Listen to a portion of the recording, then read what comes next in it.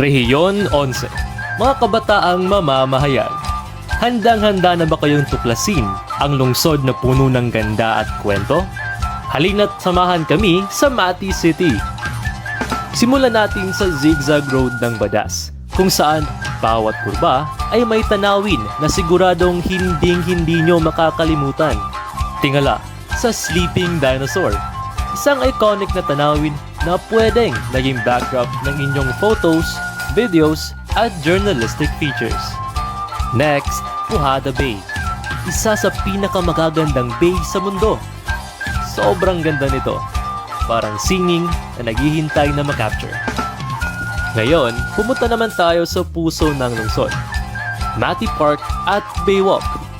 Maglakad, makipagkwentuhan sa mga locals, at damhin ang buhay ng komunidad.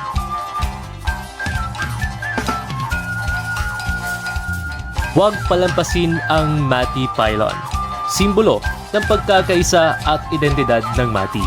Isang perfect na spot para sa memorable photos at journalistic shots. Pumunta tayo sa Dahican Beach, kung saan ang alon at maputing buhangin ay para nag-iimbitahan sa inyo na mag-enjoy at mag-relax.